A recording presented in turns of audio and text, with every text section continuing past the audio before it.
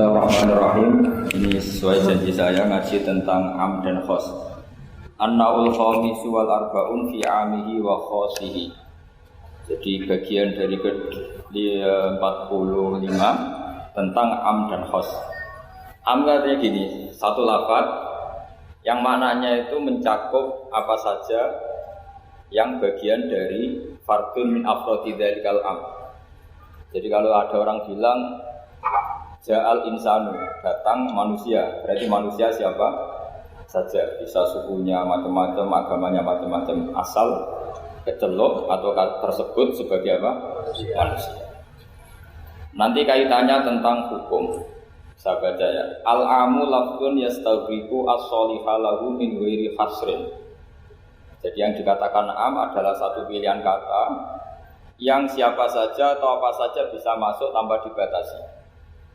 Di sini dicontohkan oleh Imam Suyuti, kulluman 'alaiha fan. Setiap yang berdomisili di bumi pasti nanti fanin, semuanya akan apa? Rusak atau akan apa? Hancur atau musnah. Itu enggak ada pengecualian sama sekali. Tapi kemudian selalu ada problem am. Problemnya begini. Ada hal-hal yang oleh eksplisit ya, bukan sekedar implisit. Eksplisitnya nas itu dikecualikan. Nah, pengecualian itu bisa secara makna maupun secara mafhum. Misalnya begini, kamu punya aturan siapa saja gak boleh masuk rumah ini. Itu kalau satpam kamu itu pinter, tentu otomatis tidak memasukkan aturan itu tidak termasuk untuk istri dan anak. Nah, nanti gak boleh terus satpamnya bilang anaknya mau masuk, jangan. Kata bos saya siapa saja, kamu termasuk siapa saja. Atau contoh paling gampang itu istri sedang baik-baiknya ngomong sama suaminya, Mas, nak ingin apa ya rembuk sama saya, ingin apa saja rembuk sama saya. Ternyata, oh ya, ternyata rembukannya, saya ingin poligami. Wah, itu apa saja yang jadi masalah. Padahal kalimatnya kalau ingin apa saja rembuk dengan saya. Kira-kira kalau inginnya seperti itu, kira-kira masalah apa enggak? Geger kan? Nah itu termasuk apa saja apa enggak? Apa saja. Cuma yang itu jangan. Nah itu ada analisis ulama, sehingga analisis ulama itu mengatakan begini. Fama min amin illa wa yatakhayyalu fihi takhsisu. Saya ulang lagi ya. Fama min amin illa wa yatakhayyalu fihi takhsisu. Enggak ada lafaz am kecuali kebayang ada taksisnya, kebayang ada pengkhususan. Karena ya otomatis itu otomatis. Kayak tadi misalnya sampean tak bilangin siapa saja nggak boleh masuk rumah saya. Tentu itu ada koridor hukum baik yang dipahami secara implisit maupun secara tatanan sosial bahwa itu tentu maksudnya itu orang lain. Jadi kalau gurunya, orang tuanya, anaknya, istrinya tidak akan masuk kaidah itu. Misalnya ya ayyuhalladzina amanu la tadkhulu buyutan nabiyyi illa yudana lakum. Wahai orang-orang yang beriman jangan masuk rumahnya Nabi kecuali dapat izin. Tentu ayat itu bukan untuk Sayyidah Aisyah, bukan untuk Hasan Husain, bukan untuk Sayyidina Ali, bukan untuk Sayyidah Fatimah, karena mereka orang-orang yang otomatis boleh keluar apa? Masuk. Makanya itu enggak gampang ya, menyimpulkan hukum dari Al-Qur'an enggak gampang. Misalnya gini, wa ahallallahu bai'a, Allah menghalalkan jual beli. Tentu enggak pernah kebayang termasuk di situ adalah jual beli narkoba, jual beli yang menipu, jual beli yang merugikan orang. Jual beli ini contoh yang parah lagi ini. Provokator ini. Jual beli wong wedok. Nah, tidak bisa kamu nerjemah gini, Allah menghalalkan jual beli apa saja. Karena apa saja ini bahaya untuk kasus-kasus yang diharamkan Allah Subhanahu wa taala. Nah, pengecualiannya gimana caranya? Pengecualian cara berpikir gini, yang dihalalkan Allah pasti yang boleh. Jadi terjemahnya Allah menghalalkan jual beli yang. Jadi makanya disebut di sini fama min amin illa wa yatakhayyalu fi takhsis. Tidak ada am kecuali prakteknya tetap ada takhsis, ada khusus. Misalnya gini, as-sholatu khairun mawdu'un fa'aksir aw aqillah. Salat itu selalu baik. Maka silakan kamu memperbanyak salat atau pas-pasan aw aqillah. Ini salat sunat. Tentu itu mengecualikan sholat setelah subuh sampai matahari terbit dan setelah asar sampai matahari terbenam. Padahal itu juga sholat, tapi dikecualikan dari yang disyariatkan. Misalnya Nabi zaman Sugeng sering ngendikan kamu boleh sholat di belakang siapa saja yang muslim. Tentu mengecualikan nggak boleh seorang perempuan imami seorang laki-laki. Padahal perempuan juga orang muslimah. Maka di sini ada trauma ya, ada trauma dari ulama sampai nggak mau belajar kaidah. Cari hukum-hukum yang detail, ibarat pasal-pasal kenegaraan ya sampai detail-detail ayatnya, penjelasannya. Karena kalau kaidah umum itu pasti repot. Misalnya sampai mengartikan Pancasila, sila ketiga itu persatuan Indonesia. Kan nggak bisa kamu artikan partainya harus sama, pilihan presidennya harus sama. Karena kalau beda namanya tidak persatuan. Ya tidak bisa seperti itu. Karena kalimat itu pasti bias. Nah, makanya fama min amin illa wa yatakhayyalu fihi takhsis. Tidak ada am kecuali ada taksis. Di sini dicontohkan hurrimat alaikumul maitah, diharamkan pada kalian makan bangkai. Kamu tahu maknanya bangkai? Bangkai adalah hewan yang mati tanpa bidakatin syar'iyyin, tanpa penyembelihan secara syar'i. Ada enggak pengecualinya? Ada. Ikan laut. Ikan laut itu kan matinya tidak karena disembelih. Halal apa enggak?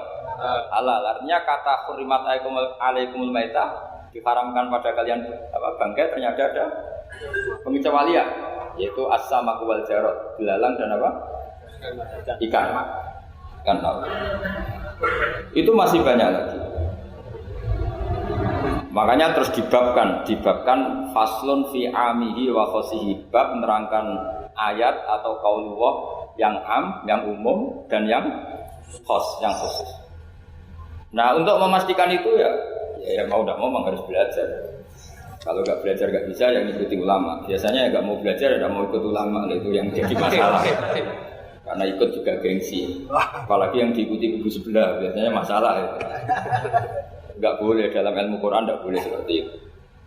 Sebab itu bab ini diteruskan oleh Imam Suyuti fi mujmalihi wa mubayyinihi. Ayat yang mujmal dan mubayyinnya, penjelas dari mujmal itu. Misalnya begini. Yang dikatakan puasa itu apa coba? Enggak, ini latihan jadi ahli fikih. Yang dikatakan puasa itu apa coba?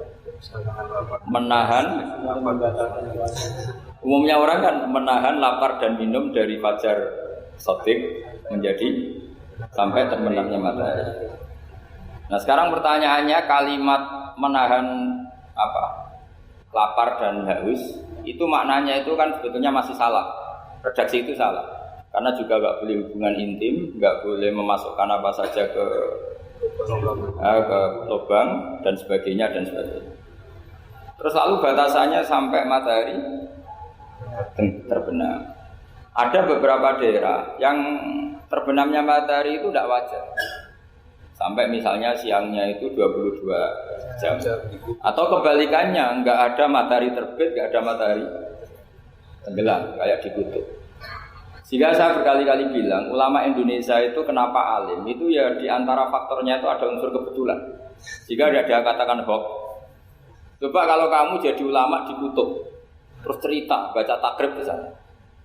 Awal waktu sholat subuh itu dimulai dari tulul fajri shadiq sampai terbitnya matahari. Orang kutub mesti tertawa-tawa, mataharinya mana Pak? Waktu zuhur adalah ketika matahari agak tergelincir ke arah barat dari garis tengah. Oh, yang bener aja. Tidak ada matahari kok semua ukurannya matahari. Sehingga dalam ilmu falak astronomi diterangkan daerah yang enggak diliwati khotul istiwa, kalau dalam bahasa Indonesia disebut khotul istiwa, itu sebenarnya dari ilmu falak Arab, namanya khotul istiwa. Khotul itu garis, istiwa itu garis tengah. Khotul istiwa, jadi bahasa Indonesia khotul istiwa. Kayaknya tidak mungkin lah orang Indonesia pertama ahli falak. Yang ahli dulu itu orang Arab, karena ilmunya dari Arab. Kulaan. Jadi dari kulaan terus dijadikan bahasa sendiri, apa? Khotul istiwa. Seperti Taj Mahal, itu dari bahasa Arab Mumtaz Mahal. Mumtaz itu spesial, mahal itu tempat. Bahasa Indonesia jadi apa? Taj Mahal. Kacau semua bahasa. Saya terangkan.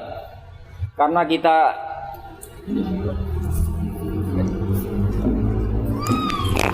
ngaji di Indonesia Indonesia, kebetulan Indonesia termasuk daerah yang dilewati apa? Khatulistiwa. Sehingga waktu kita normal, trennya ya 12 sama berapa? 12. Nanti ada masalah itu misalnya kamu tadi dikutuk, lalu puasanya gimana? Apa dikonversi, tetap polanya 16 jam, terus konversi per antar sholat itu kira-kira berapa jam? Kalau saja misalnya kamu sudah zuhur jam 12, ya trennya asarnya ya jam 3. Kan nggak mungkin habis zuhur jam 12, asarnya jam 1. Karena polanya tafawutnya antara zuhur dan asar itu 3 jam. Setelah zuhur sama asar sama maghrib polanya juga 3 jam. Maka yang seperti ini mau tidak mau harus ada pengecualian. Ketika Rasulullah misalnya ngendikan waktu asar itu khina yakunu bilusya mislahu terus waqalilan. Waktu asar dimulai apa? Bilusya mislahu. Jadi kalau sesuatu 1 meter bayangannya 1 meter. Nah pas lebih sedikit itu berarti sudah waktu asar. Kan gitu ukuran dulu kan nggak pakai jam ya. Terus habisnya waktu asar setelah matahari terbenam. Tentu dawuhnya Nabi seperti itu momentumnya di mana? Di daerah yang dilewati khatul istiwa. Karena yang tidak dilewati khatul istiwa tidak mengalami ada matahari terbit, terbenam dan zawal syams. Makanya tadi izma min amin illa wa yatakhayyalu fi takhsis, sudah ada tidak ada kaidah umum kecuali sebetulnya pasti ada khusus. Ya kayak tadi. Mas ki kepen opo tak dukung. Wah, tentu aku ben wayo wis taqabbal wa minal. Padahal kalimatnya apa saja. Tapi jangan lagi-lagi tentang itu. Kamu enggak bisa bantah kan apa saja. Oh, udah seorang goblok kepahaman kan itu malah masalah besar. Sehingga di Quran itu selalu ada seperti itu. Misalnya ya sama lah misalnya nikahi perempuan siapa saja yang kamu cintai. Ya tentu cinta yang kamu cintai itu tidak memasukkan ibu dan adik. Karena itu mahram apa? Pasti ada, orang pasti paham. Boleh menikahi perempuan siapa saja yang kamu cintai, asal muslimah, asal sholat. Secara kaidah asal muslimah asal sholat kan memasukkan ibu dan saudara kandung atau adik kandung. Tapi kan nggak kebayang dalam nikah seperti itu. Jadi otomatis ada istisna. Makanya ini perlu dicatat ya. Makanya jangan sering dalil ayatnya begini berarti memasukkan apa saja, tidak bisa. Itsma min amin illa wa yatakhayyalu fihi takhsis. Enggak ada ayat umum kecuali prakteknya ada takhsis, ada kekhususan. Jelas ya? Apa saja? Misalnya gini, bohong itu haram. Ya pasti tidak semuanya. Ada bohong itu wajib. Ada perempuan dikejar-kejar sama begal mau diperkosa, terus sembunyi di rumah kamu. Kamu wajib jujur apa wajib bohong? Wajib jujur apa wajib bohong? Wajib bohong. Kalau kamu jujur namanya kebodohan. Pak, cawe itu mau nih, mau gue tunggu kalau jujur. Itu tidak jujur, itu goblok gitu. Ya ingat ya kaidahnya itsma min amin illa wa yatakhayyalu fihi takhsis. Sudah itu aja dihafalkan, nanti sudah pintar sendiri. Apa? Itsma min amin illa wa yatakhayyalu fihi takhsis. Enggak ada kaidah umum kecuali di situ tersimpan takhsis atau aturan-aturan khusus yang terkecualikan. Itu pasti itu otomatis. Karena enggak kebayang bahasa itu mewakili semua, itu enggak kebayang. Misalnya ada pembantu mesti dibilangin gini sama penyalurnya, ya kalau disuruh majikan apa saja turutin ya, disuruh melayani saja apa turutin, terus ngelayani diranjang ya, takut balap wa minamin bukan, tetap nggak bisa, kayak lafaz itu nggak bisa. Kalau majikan kamu ingin apa saja turutin, tentu tidak memasukkan hal-hal yang dilarang. Jadi juga misalnya mahasiswa, Muhammad dosen nurut ya perintahnya apa saja, ya apa saja yang dibolehkan, maksudnya bukan apa saja secara bebas. Nah itu di Quran juga gitu, kalau ada ayat apa saja, sebenarnya di situ pasti ada apa? Takhsis, ya jelas dari mamin amin illa wa yatakhayyalu fihi takhsis. Sehingga susah sekali cari umum yang tetap maknanya umum. Sekarang misalnya pertanyaannya lagi, ini ada beberapa kaidah. Qad yaqa'u tabyin muttasilan nahu minal fajr. Baca qoli al-khaytul abyadu minal khaytil aswad. Ini lebih susah lagi. Lebih banyak ini. Di Quran itu ada beberapa lafaz yang maknanya itu tidak semestinya. Saya ulang lagi, di Quran itu ada beberapa lafaz yang maknanya itu dari awal tidak semestinya. Nah, tidak semestinya ini oleh ulama ahli sastra Arab, ahli balaghah kalau dalam bahasa Arab disebut tasbih. Apa? Tasbih. Jadi kalau orang Arab sebenarnya ya sama, orang Arab, orang Indonesia sama dalam apa? Pemaparan sama. Kalau Zaid itu agak ganteng, agak yang gantengnya agak. Itu orang Arab bilang itu Zaidun kal qamar. Zaid itu ibarat rembulan. Tapi kalau ganteng sekali dan susah ditandingi, itu orang Arab akan bilang Zaidun qamarun. Zaid itu rembulan. Sehingga dalam kitab-kitab madaih, kitab-kitab yang memuji Nabi itu disebut anta samsun, anta badrun. Engkau ibarat matahari, engkau ibarat rembulan. Itu ada tasbihnya, kata seperti dibuang. Apa kata seperti dibuang? Sama di Indonesia juga sama. Kalau orang ahli orasi ilmiah yang ketika orasi itu kendel sekali, apalagi zaman revolusi, ketika ada orasi yang menggelegar disebut singa podium. Tidak seperti singa, tapi langsung dikatakan singa podium. Itu ada tasbih, namanya dalam bahasa Arab disebut apa? Tasbih. Nah, problemnya ada beberapa ayat yang dari awal Allah menggunakan itu tidak untuk makna semestinya, tapi untuk apa? Tasbih. Tasbih itu ya tadi hanya menyerupakan berhubung sesuatunya detail. Ada tasbih, kata seperti itu dibuat. Misalnya gini, inna min azwajikum wa auladikum aduwwal lakum. Istri kamu, anak kamu itu musuh kamu. Oh, itu kan ngeri, masa anak sama istri dikatakan musuh. Nah, tentu itu ada proporsinya. Ketika anak istri kita tidak menopang kesalehan kita, tidak menopang ketaatan kita, maka perilakunya sebagaimana musuh. Tapi ketika mereka baik, benar-benar baik, kata Nabi, sebaik-baiknya pemberian dari Allah dan sebaik-baiknya mata dunia adalah almaratus sholihah, wanita yang sholihah, yang membantu kamu menjadi orang baik. Artinya apa? Ada proporsi di mana perempuan digelari musuh, distatuskan musuh. Ada proporsi di mana perempuan berstatus pembela atau penopang ketaat.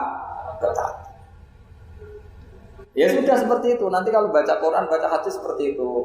Di mana wanita dipuji maknanya kayak apa? Ketika dikritik maknanya kayak lelaki juga gitu sama. Sehingga banyak ulama yang merumuskan hubul mal, misalnya mencintai harta. Itu hukumnya gimana? Ya kalau untuk kebaikan ya baik, kalau untuk keburukan ya. Ya makanya innama amwalukum wa auladukum fitnah. Harta kamu, anak kamu itu ujian. Nah, ini penting sekali dikenali sehingga Quran itu tidak saling bertabrakan. Ya, Quran itu tidak saling bertabrakan. Di ayat ini perempuan dipuji, di ayat ini perempuan dikritik. Misalnya tadi innam min azwajikum wa auladikum aduwwal lakum, tapi ada ayat fasholihatu qanitatun hafidhatun lil ghaibi bima hafidhallah. Perempuan itu luar biasa, penjaga kedamaian, penjaga kehormatan, itu luar biasa dipuji. Ya tentu dalam konteks yang layak dipuji. Kalau sedang dikritik ya dalam konteks yang layak dikritik. Artinya pujian ini bukan cek kosong tanpa pengecualian, dihujat atau dikritik juga tanpa cek kosong tanpa pengecualian. Lagi-lagi kaidahnya itsma min amin illa wa yatakhayyalu fihi takhsis. Tidak ada lafaz umum kecuali di situ terbayang ada kekhususan. Ya jelas ya. Jadi nah, kemudian kekhususan itu di mana? Kalau dalam ilmu fikih disebut menghilangkan masodak. Masodak itu pokoknya ini tak pakai bahasa asli ya. Biar nanti habis ngaji itu keren. Ini pasti pakai bahasa asli yang di usul fikih. Masodak itu satu nama yang mencakup sesuai kriteria definitif ya kalau dalam bahasa inteleknya. Misalnya gini, ini coba pegangin. Ini yang dikatakan tangan ini sampai ini kan. Ini semuanya tangan. Nah, ini namanya mujmal. Kata Rasulullah misalnya kalau kamu wudu, basuhlah tangan kamu. Tapi secara sanad kita sampai Rasulullah basuh tangan itu sampai sini saja. Ya kan? Itu di bab wudu sampai siku saja. Tapi sikunya terbasuh ya. Jelas ya. Padahal ini juga tangan. Tapi di bab qat'u yadis sarik, di bab memotong tangannya pencuri, wasariqu wasariqatu faqta'u Ejahuma, orang kalau mencuri dalam ajaran Islam atau negara Islam dipotong tangan. Segini apa hanya segini? Sampai gelang kaki apa mata pergelangan apa sampai sini? Pergelangan. Padahal kalimatnya ya faktau ejahuma, maka potonglah tangannya. Tapi ternyata di bab potong tangannya pencuri di negara Islam hanya pergelangan, tapi di wudu sampai siku. Lalu kalau mau tanya ukurannya apa Gus? Ya ukurannya ngaji tadi. Ukurannya ngaji mah nggak bisa dijelaskan. Kalau nggak paham jangan protes terus. Ya sudah seperti itu. Apalagi misalnya di Quran disebut jika kamu tahallul dari haji maupun umroh, mukhallikina ru'usakum, itu lafadznya mukhallikina ru'usakum, memotong kepala. Masa setelah haji dibantai kan? Nah, itu ru'us di situ itu dengan makna apa? Rambut. Lalu pertanyaannya harus semua apa sebagian? Nah itu kan masalah. Nah itu namanya mujmal. Mujmal itu lafaz yang umum, masuddak kalau dalam bahasa Arab. Kemudian kita mencari-cari sanad. Saya ulang lagi, kita mencari-cari sanad sampai Rasulullah. Dulu beliau maknanya kayak ternyata Rasulullah kalau tahallul ada yang gundul, lontos, didoakan sampai 3 kali. Allahumma marhamil muhallikin. Sahabat pada usul wal muqassirin ya Rasulullah. Masyhur itu kan, ya Allah semoga orang yang cukur gundul engkau beri rahmat yang banyak. Sahabat yang enggak mau gundul usul wal muqassirin, juga yang cukur apa? Pendek. Nabi masih ulang lagi, wa marhamil muhallikin. Mereka protes lagi, wal muqassirin ya Rasulullah, tapi Nabi masih enggak mau ngendikan apa. Terus baru ketiga sudah disebut, baru yang terakhir bilang apa?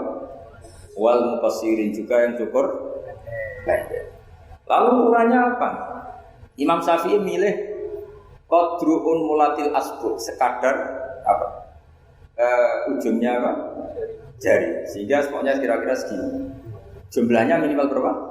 3. Nah seperti itu mau tidak mau lafaz itu mujmal, kita tidak pernah bisa tahu tanpa sanad ke Rasulullah Shallallahu Alaihi Wasallam. Karena Nabi yang punya otoritas litubayyina linnasi ma nuzzila ilaihim. Kamu Muhammad yang punya otoritas menjelaskan apa yang saya turunkan.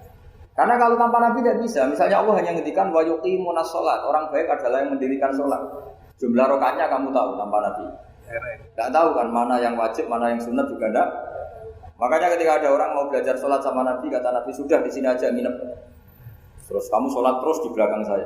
Setelah 3 hari nginep, Nabi ngajarinya mungkin itu sallu kamaru ayatu muni. Dia sudah niru saya.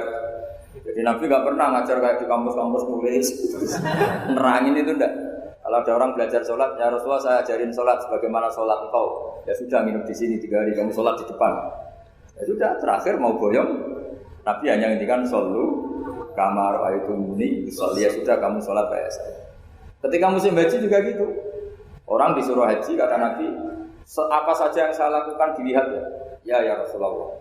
Setelah selesai haji, Nabi hanya ngendikan, litakhudu anni manasikakum. Litakhudu anni manasikakum, ya sudah, kamu mengambil cara ibadah haji dengan melihat saya.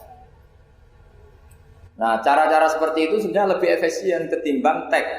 Karena kalau tag itu bias.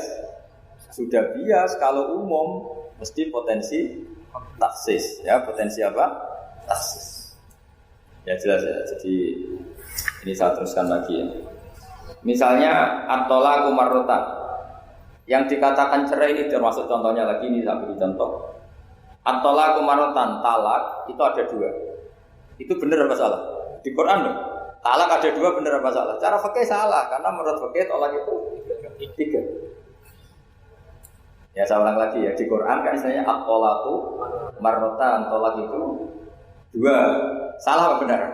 Salah secara fikih, karena secara fikih talak itu 3. Maka cara memahami gimana? At-talaqu marratan, talak itu hanya 2 dalam konteks yang boleh kembali. Karena setelah 3 itu enggak boleh kembali lagi sampai si istri dirasakan orang lain. Namanya apa? Mukhallil. Nah, Akhirnya orang ulama itu mulai trauma, memahami ayat mulai trauma. Traumanya karena setiap satu kalimat atau satu frase atau satu qadhiyah dalam bahasa Arab itu mesti duduknya beda-beda, duduk perkaranya beda-beda. Di bab wudu tangan itu sampai siku. Di akot ya disarik memotong tangan pencuri hanya sampai pergelang. Ya sudah kalau tanya cara tahu gimana yang ngaji sudah nggak bisa sudah jelasin. Apalagi sebulan sekali gini wah enggak. Ya ngaji Purwantan saja tidak mesti alim apalagi sebulan apa? Sekali. Makanya itu bisa dipakai alasan. Kenapa ada alim? Kan sebulan sekali. Jadi kalau ditanya kenapa ada alim? Kan apa? Sebulan sekali. Itu kan salahnya kedua, mau ngajar tiap hari. Ya jadi jelas ya. Jadi semua itu ada proporsi. Misalnya ada ayat lagi la tudrikuhul absar. Keyakinan orang mukmin nanti di surga itu melihat Allah apa enggak? Enggak, keyakinan umumnya yang hadir sini. Melihat ya. Tapi ada ayat la tudrikul absar. Allah itu tidak bisa tersentuh, bisa diliput oleh pandangan mata. Padahal di sebagian ayat wujuhu yauma idzin nadhirah ila rabbiha nadhirah. Orang-orang baik adalah wajahnya bersinar. Nadhir itu maknanya bersinar pakai dot. Ila rabbiha nadhirah, dan wajah-wajah itu nanti melihat Allah. Akhirnya yang pakai dot ya. Jadi kalau pakai dot itu apa? Bersinar. Wujuhu yauma idzin nadhirah, terus apa? Ila rabbiha nadhirah. Akhirnya ulama cara berpikir gini. La tudrikul absar wa huwa yudrikul absar wa huwal latiful khabir. Meskipun kita melihat Allah itu tidak mungkin ihata. Ihata itu terus paham detail. Ya, paham apa? Detail. Karena bagaimanapun Allah itu qadim. Qadim itu la yutakayyaf, enggak kebayang. Apapun hebatnya kita, perangkat kita ini semuanya profan, semuanya hadis. Sementara Allah adalah zat yang tidak terbatas. Sehingga ya sudah, kita tidak akan melihat secara utuh, secara sempurna sampai kita paham. Tapi seperti itu sudah bisa dikatakan melihat. Paham ya? Misalnya Anda melihat Merapi dari jauh, sudah bisa dikatakan melihat. Tapi jangan disuruh detail, pohonnya apa saja. Berapa ribu? Nah itu kan nggak ngerti detail. Ya kira-kira gambarannya seperti itu. Jadi la tudrikul absar ada makna khususnya, yaitu sampai menguasai, sampai memahami. Ila rabbiha nadhirah, ya melihatnya sampai apa sih kira-kira? Ya sudah seperti itu. Makanya semua kalimat ketika semua ulama, semua kalimat itu proporsional. Kamu bilang mencintai istri, sama ibu ya bilang mencintai. Saya teman yang kamu cocok yang mencintai. Lalu makna mencintai itu gimana tuh? Mencintai ibu ada maknanya sendiri, mencintai istri ada maknanya sendiri, mencintai simpanan ini yang repot. Itu maknanya juga sendiri lagi. Mencintai teman sendiri lagi, mencintai uang maknanya ya semuanya dengan kata mencintai. Misalnya orang mukmin disebut walladzina amanu asyaddu hubbalillah, orang mukmin itu sangat mencintai Allah. Kalau mencintai Allah itu dengan mencintai manusia itu beda, aturannya juga beda. Kata para ulama, kalau Allah itu suka kalau dimintai. Tapi kalau kamu mencintai seseorang, kamu sering minta, wah itu taqabbalallahu minna. Jadi Allah itu suka apa? Allahu yaghdabu in tarakta su'alahu wa banu adam yaghdab. Jadi Allah yaghdab in tarakta su'alahu. Allah justru tersinggung kalau orang yang mencintai dia kemudian tidak sering-sering minta. Kalau Bani Adam semakin sering dimintain malah nafsu ya, malah tersinggung, malah capek. Jadi sama-sama kalimatnya juga mencintai. Nah bayangkan Quran itu seperti itu. Min awali hatta akhiri, lafaz ini semua proporsional. Semua itu proporsional. Sehingga cara maknanya gimana ya tadi? Ada am, ada khos, ada mujmal, ada muqayyad. Makanya kita akan selalu berdebat, misalnya ya selalu, saya ulang lagi, selalu berdebat. Madhab kiblat itu sebetulnya harus persis apa enggak? Ya tadi saya seperti ngaji saya kemarin. Kalau dalam konteks Indonesia, asal kelihatan ke barat, ya sudah kecelok pada bawah. Karena kalau detail, saya ulang lagi, kalau detail berarti semua masjid itu maksimal luasnya hanya 18 meter. Karena Ka'bah diameternya hanya 18 meter. Sekali yang di ujung sana, oh pasti melencengnya jauh. Jangan-jangan yang melenceng pas imamnya malah. Karena kalau Ka'bah 18 meter yang ujung sana, berarti imam yang di sini. Oh, bisa sampai Ethiopia ya? Iya kan? Nah, itu kalau harus detail juga Ka'bah orang sholat harus cekung. Nah kalau cekung bisa menuju ke satu titik. Di mana ada ajaran masjid apa? Cekung. Maka seperti itu dari awal Allah tidak menghentikan Ka'bah. Fawali wajhaka syatrul masjidil haram. Syatra itu nahwa. Ya sudah, yang penting kamu menghadap ke arah masjid haram. Bukan ke ainal masjidil haram yang detail. Jadi satro itu nahwa itu ya pokoknya ke sana. Nah, itu yang dimaksud yuridu wa bikumul yusra wala yuridu bikumul usra. Agama ini gampang, kenapa jangan kayak birokrat tertentu. Kalau bisa sulit, kenapa dipermudah? Karena banyak kepentingannya, Pak. Ya, terus saya teruskan lagi. Ini contoh-contoh. La tut ukhidlat lakum bahimatul an'ami illa ma yusla alaikum. Ada lagi wa aufu bi ahdi ufi bi ahdikum. Ini contoh-contoh yang disebut oleh Imam Suyuti. Walillahi 'alan nasi hijjul bait. Maksud beliau dengan contoh-contoh itu begini ya. Misalnya uluman alaiha, semua ini kalau kiamat nanti rusak semua. Pertanyaannya gini, Gus, lalu panitia kiamatnya gimana?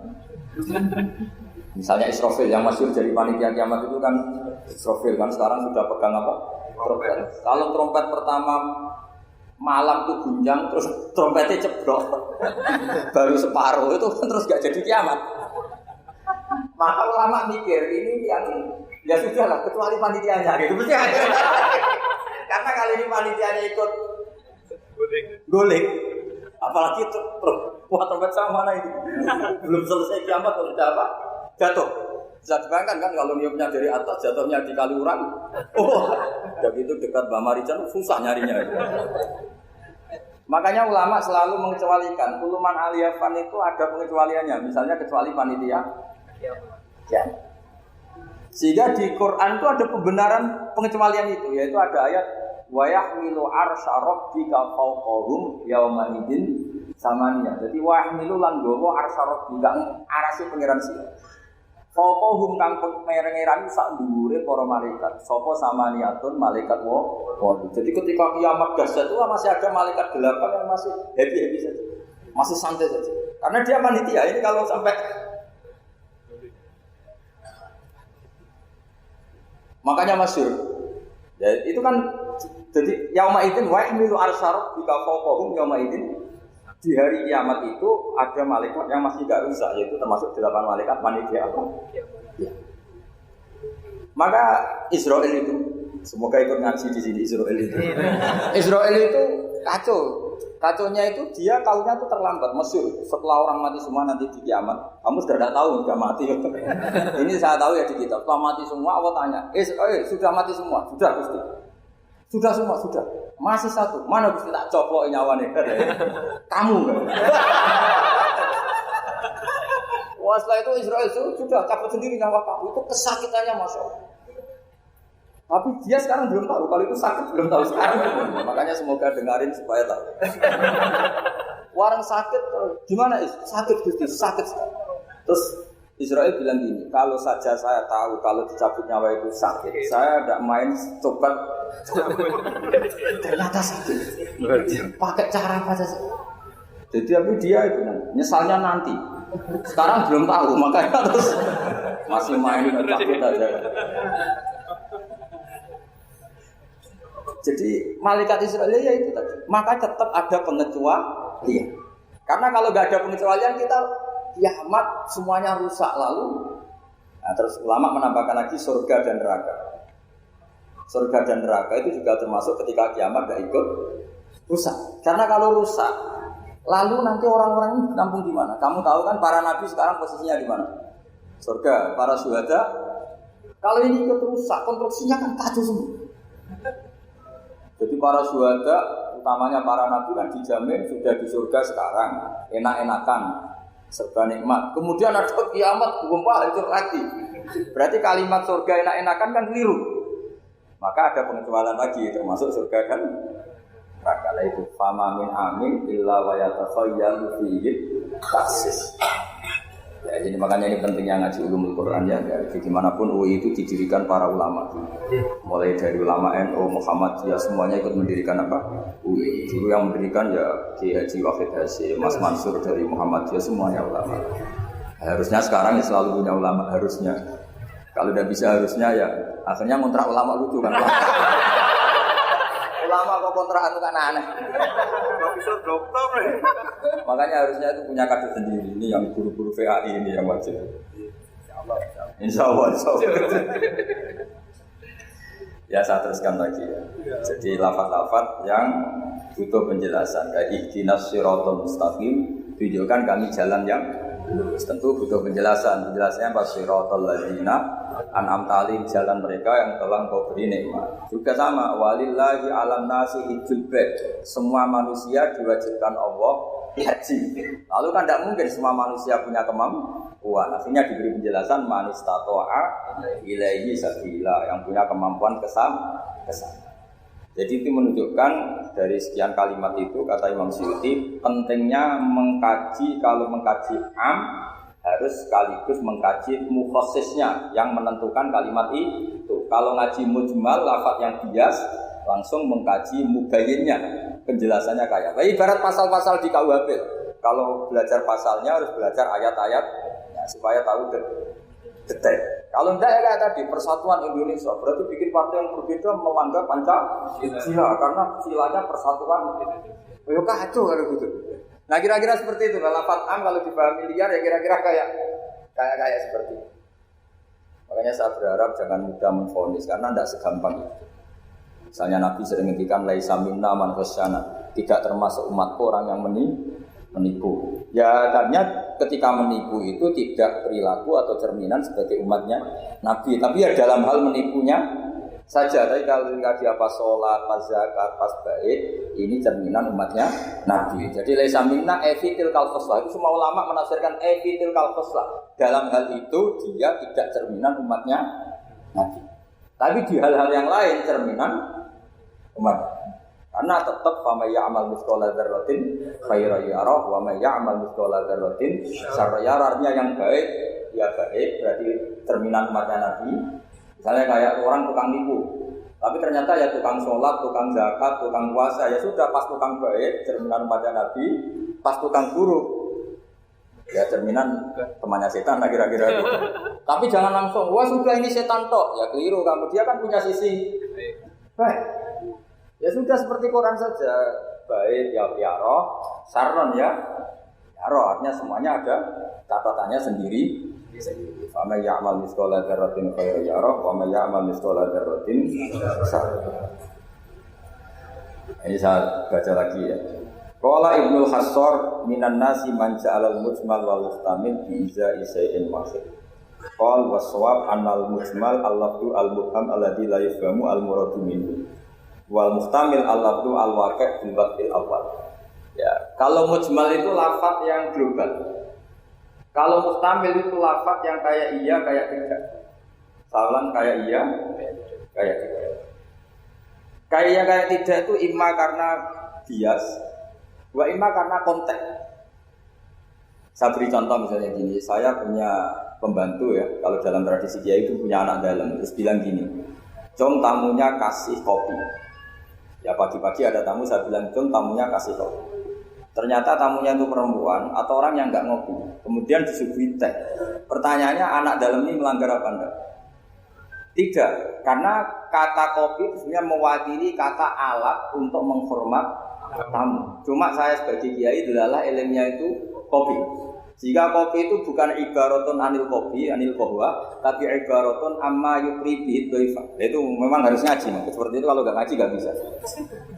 Saya melafazkan kopi itu adalah implementasi dari yang penting ada yudhikul yugati, bukan dengan makna kopi hitam. Sehingga misalnya tamunya kok disuguhi sprit, kebetulan dia milih sprit atau milih teh, saya juga sudah senang karena pembantu saya berarti sudah pinter, yaitu menghormat. Jelas ya? Ya sehingga kata itu sering nggak mengikat dalam agama. Sama seperti Rasulullah ketika bilang gini, ya Mu'ad inni uhibbuka Mu'ad, kamu saya senang kamu, kata Nabi. Ya Mu'ad inni uhibbuka, saya senang kamu. Berhubung saya senang kamu, fakul dubura kulli sholatin, sebagian riwayat fala tada'anna kulla sholatin, maka setiap habis sholat dubura kulli sholatin, kamu lafadzkan Allahumma a'inni ala dzikrika wa syukrika wa husni ibadati. Kamu jangan pernah lupa berwiridan, ya Allah bantulah kami mengingat Engkau, ala dzikrika wa syukrika, mensyukuri nikmat Engkau, wa husni ibadati, dan ibadah secara baik kepada Engkau. Pertanyaannya, ketika Nabi nyebut Mu'ad itu sebagai orang hanya Mu'ad, apa sebagai umat yang harus dilatih? Umat yang harus dilatih, sehingga siapapun boleh pakai wiridan itu. Nah makanya terus di Balaghatul Arab itu ada aturan dzikrul ba'di wa iradatil kul. Ketika nyebut sebagian, bisa yang dimaksud itu siapa saja. Ketika saya nyebut kopi, sebetulnya itu alat atau perangkat atau minuman yang dipakai hormat tamu, tidak harus bentuknya kopi hitam. Tapi kalau orang tertentu yang memang hobinya ngopi, ayo cari warung kopi. Memang dia anti minum teh, anti minum sprit, memang inginnya warung kopi, ya sudah, itu berarti makna kopi yang muayyan, yang memang maknanya kopi dengan makna yang khas. Jelas ya? Nah bayangkan Quran dan hadis itu potensi seperti itu ada. Makanya potensinya itu lafaz itu muhtamil, bisa iya, bisa tidak. Nah di sini ini pentingnya ngaji. Jadi sehingga ketika Allah ngendikan rijal sekalipun lelaki, kadang maknanya memasukkan perempuan. Misalnya gini, kalau kamu ngaji ilmu nahwu, hudal lil muttaqin, alladzina itu jamak untuk lelaki atau perempuan? Alladzina, lelaki. Tapi Quran itu untuk lelaki, kok apa lelaki dan perempuan? Dua-duanya. Tapi Allah ngendikan alladzina yu'minuna, bukan Allah yu'minna, bukan pakai redaksi perempuan. Karena yang dimaksud lelaki adalah umatnya Nabi. Ya sudah, kalau umatnya Nabi ya semuanya umatnya. Tapi ada beberapa lafaz yang memang maksudnya lelaki, yang satu maksudnya perempuan. Caranya tahu itu ya lagi-lagi ngaji. Ya sudah, nggak ada jawabannya, memang harus ngaji. Ya itulah, di Quran itu banyak, ada lafaz mujmal, ada lafaz mustamil. Saya beri contoh lagi bab zakat. Ini yang paling pokok bab zakat, karena ini terkait fikih.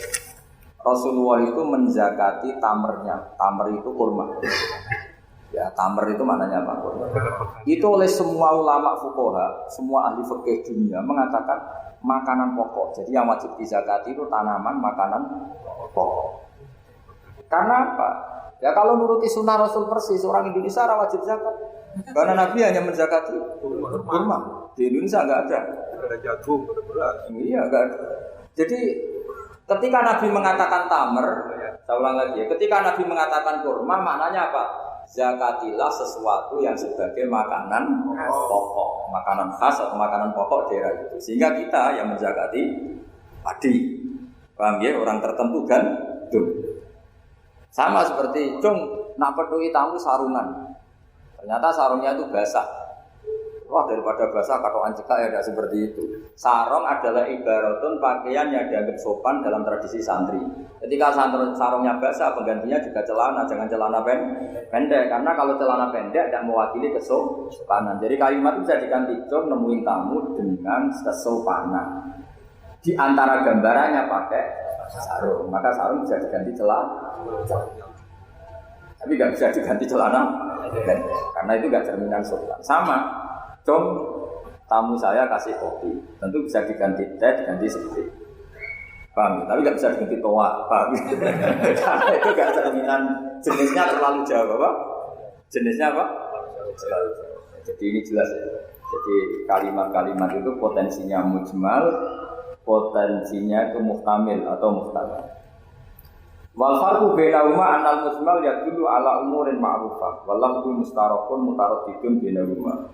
Wal mublan la yadullu ala amrin ma'rufin ma'al qat'i bi anna syari' lam yufawi fi ahadin bayanan misal bikhilafil muhtamil atau muhtamal. Jadi ya seperti itu semua.